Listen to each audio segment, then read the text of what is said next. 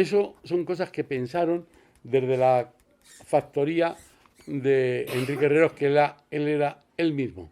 Dice, soy rico, bajo, tripón y calvo, pero, cuidado, hay disputas entre él y Miguel Miura de por dónde empezó Sara Montiel. El hijo dice que tiene la cama allí donde empezó Sara Montiel a echarse la siesta. No sabemos si es verdad o no es verdad, eso no lo podemos comprobar. Sara Montiel sí que estuvo apoderada o trabajó con Enrique Herreros hasta que vino para hacer sus películas aquí de gran fama, ¿no? Pero todos esos años de formación y los años donde desarrolló la carrera en México y tal, estaba apadrinada, amparada por Enrique Herreros, que, entre otras cosas, siendo así una bolilla, pequeñito y tal, le frustró una novia a Buñuel. Cuando Buñuel estaba en Filmófono, ya estaba casado con Jane Rucard, ya tenía su primer hijo, al que tú conoces. Juan Luis creo que estaba en marcha el segundo, decía Pepín Bello que nunca había ido mejor Buñuel. Se tomaba los dos martinis a la hora que quería y tal, en el Chicote, donde fuera, vivía frente al Retiro, vivía como un burgués, como lo que era, un burgués culto, liberal, abierto y tal, pero que no se le esperaba en las batallas que vinieron después, ¿no? Bueno, que él tampoco estuvo en las batallas, él se fue corriendo, pero corriendo. Como se fue cuando estaba en París rodando y llegó el mayo 68, se fue corriendo a Bruselas, que eso es prueba de su inteligencia. O sea, es decir, no estar en el frente jugándote la vida, sino decir, coño, yo haré el servicio a la causa, el que me parezca, el que pueda y tal, pero no me voy a jugar yo la vida, porque no. Y Enrique Herreros, además de estar en la revista esencial de humor de la guerra, ser parte de la generación del 27, de la otra generación del 27, que son la de los humoristas, la de Tono, la de Neville, la de Miura, la de Antonio Robles, la de toda esta generación, crearon la ametralladora en la guerra y luego crearon la codorniz. Y resulta que la codorniz, que venía creada por estos protofranquistas, que se pusieron al servicio franquista, como lo hizo Neville, cuando Enrique Herreros y su generación pueden venir ya a Madrid y viven ese Madrid tan duro de la posguerra, tan carencias, tal y cual, se avergüenzan un poco, pero dicen, mira, somos inmorales, somos amorales, de ellos vivir también, porque hay una doble vida. Hay un Madrid de la trastienda que viven muy bien. Hay algunos que viven muy bien, que hacen. No digo los del negocio del extraperlo, que esos se hacen ricos. Digo, en el mundo de la cultura sigue el cine, sigue el teatro, sigue el cabaret, sigue la tal. No para todos. Algunas cosas estaban censuradas y otras estaban permitidas. Se miraba para otro lado. Y estos eran de los que estaban haciendo lo que querían hacer, más o menos. El franquismo tenía un moralismo, digamos, pasado por la Iglesia y por algunas zonas duras del pensamiento de la derecha, que era intransigente, tonto y censor en exceso, ¿no? Y hizo muchas tonterías. Impidió que se vieran algunas cosas que se podían haber hecho mucho mejor, cortó muchas. A veces, con la censura, tienes que hacer un bucle y te sale una cosa no esperada, y eso también lo decía Buñuel, o lo decía Berlanga, ¿no? Y le han salido buenas cosas por culpa o gracias a la censura, ¿no? Algunas películas salieron mejor porque fueron por otros caminos y encontraron lo que no habían pensado. Bueno, pues lo que decía, les cerraron de vez en cuando la codorniz y siguieron haciendo Neville, por supuesto, cine, teatro, novelas, beber bien, vivir bien, comer bien, etc. Y Enrique Herreros, que era este hombre pues menos destacado, menos conocido, hizo dos películas buenísimas. Una se llama, que fue el descubrimiento de Nati Mistral, se llamaba Paquita la Jerezana, que es una película curiosísima porque es una película digamos, de tema español, españolísimo, y con una Nati Mistral que era jovencísima, que estaba empezando, y sin embargo es una película hecha con las claves del cine negro. Es una película que está entre el cine negro, el cine policíaco y el cine folclórico. O sea, es una mezcla interesantísima. Le va muy bien, funciona bien. Entonces, bueno, pues inmediatamente le contratan otra película. Inmediatamente se pone a hacer otra película. Se llama María Fernanda la Jerezana, perdón. María Fernanda la Jerezana, esto es en el año 47. Pues inmediatamente le contratan una película que él llama La Muralla Feliz. La Muralla Feliz decide hacerla en Barcelona con un joven que estaba seducido por esta generación de Neville y de los suyos, que se llama Fernando Fernán Gómez, que venía mucho aquí, que aquí hizo muchas cosas en este café y que fue capaz de manera oculta mantener a Jardiel Poncela. Cuando Jardiel Poncela no tenía un duro, llegaba un sobre que venía de Fernán Gómez sin que supieran ni Jardiel ni casi nadie de quién venía, y aquí hizo muchas cosas, y ayudó a los premios, creó, en fin, ambiente, tertulias, etc. Y Fernán Gómez, que era un joven que venía, digamos, de ser de los perdedores de la guerra, se fascinó con la libertad y con la liberalidad que tenían estos, que habían, algunos, en el caso de Neville, cambiado de bando, porque Neville había sido prorrepublicano. Neville era capaz de ser amigo de Azaña y de ser amigo de Primo de Rivera. Era capaz de ser amigo de Pasionarios, no creo, pero porque no coincidieran, de quien fuera, y de íntimo de Marichu de la Mora, que es una mujer fundamental para entender algunas cosas de las relaciones que tuvieron los intelectuales en esa época y cómo se fueron pasando con Dionisio Ridruejo y tal y cual, de un bando a otro. Ridruejo, años después, acaba, digamos, rechazando su pasado sin olvidarlo y sin negarlo. Pero Neville sí que es mucho más civilino, mucho más peculiar, porque Neville, que es un aristócrata que ha funcionado bien en Hollywood, que ha venido a España, que trabaja en películas, que hace ya sus primeras películas, ya hablaré de una que tiene que ver con el último personaje que quiero sacar aquí. Neville hace un cine interesantísimo, un cine que consigue público, sabe cómo captar de manera elegante a la gente, pero ve que van a perder la guerra. Se había hecho de izquierda republicana en el año 35, o sea, muy tarde. Y entonces es un zorro, pide que le envíen a Londres a la embajada, y en Londres tiene su gran oportunidad de hacerse doble espía o espía de un bando. Coge muchos de los papeles sensibles para ver lo que iba a pasar aquí en la guerra y lo va pasando y va tal, pero no se fían de él porque ha sido un hombre de la República, un tal y cual, y le hacen una cantidad de pruebas y de exámenes, y él dice, bueno, pues voy a hacer mi talento, lo pongo al servicio de la causa, y hace bastantes documentales sobre la historia de la guerra, en la guerra, y hace una película interesantísima que es la historia de unos jóvenes de un bando y de otro en la ciudad universitaria que acaban encontrándose y muriendo los dos de un bando y de otro. Naturalmente esa película acabó siendo prohibida, mal vista. Quiero decir que entraban en contradicción con sus propias cercanías, ¿no? Pero luego sí que le dejan hacer muchas cosas, y Neville es alguien fundamental en nuestro cine y fundamental para esta última, si os parece, escribí hace poco de ella, porque cuando vi los premios Goya había muchas mujeres en el cine, hay muchas mujeres felizmente en el cine, y algunas creían que es que estaban iniciando ya un camino, ¿no? Digo, no, es que aquí el camino de la mujer incorporada al cine viene de muy lejos, pero de muy lejos de los principios del cine. Y me dijeron, sí, Pilar Miró. Digo, no. Otro ya más ilustrado dice, Ana Mariscal. Digo, no. Más. Dice, ¿quién coño?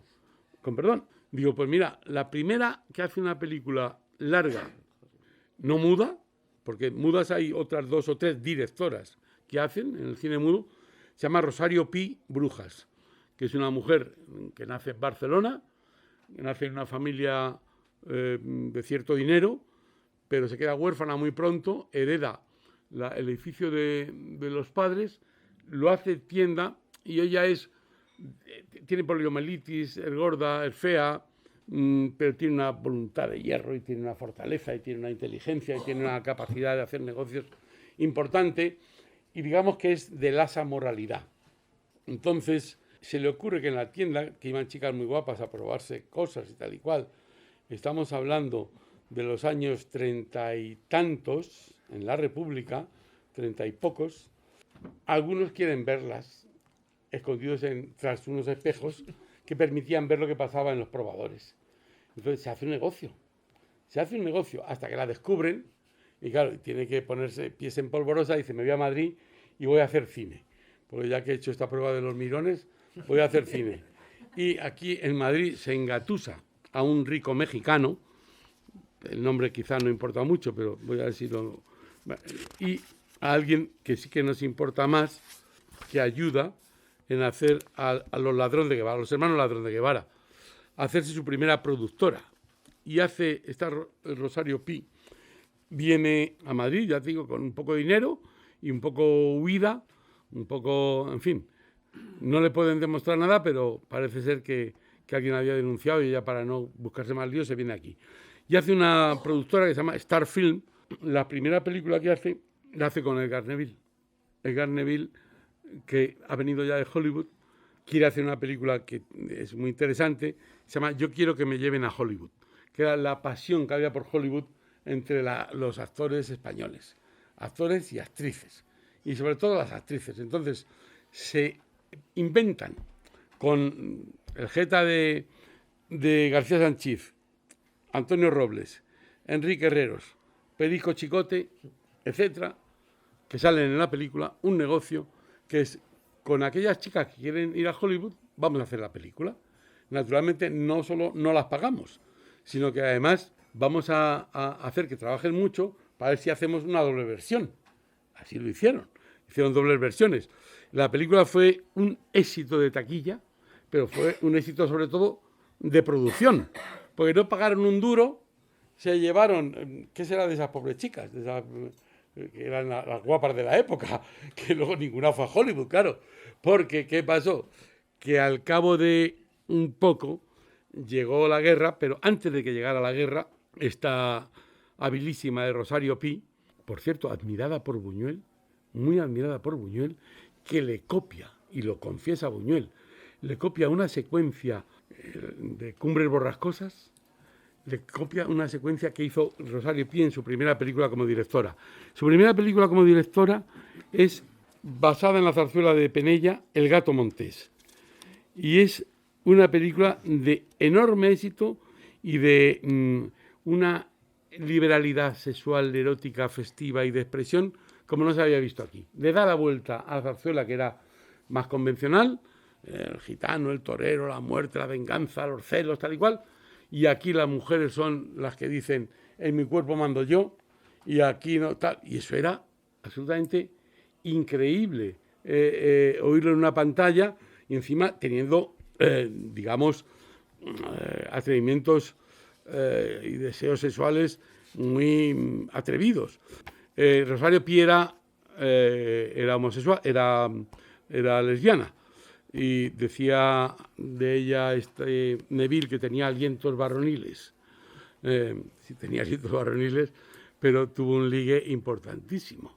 Hace esa película, tiene éxito y quiere hacer su siguiente película, la quiere hacer, esta es el año 35, el año 36, que todavía no ha llegado julio, pues se van a hacer la película a Barcelona, también basada en una zarzuela, se llama Molinos de Viento, y se rueda en Barcelona y se rueda con un jovencito, Fernando Fernán Gómez, y con una actriz que se llama, no me acuerdo porque tengo aquí muy enredados estos apuntes, pero bueno, hace una película, parece ser que muy interesante, digo parece ser porque la película es una de esas películas perdidas, de esas películas que se sabe que existen, están los carteles, está la historia, se cuenta la sinopsis, está todo el reparto, se sabe lo que se gastaron, dónde la rodaron, pero ¿qué le pasa a Rosario Pi? Rosario Pi es una mujer de mucha liberalidad, pero no es ni roja ni azul.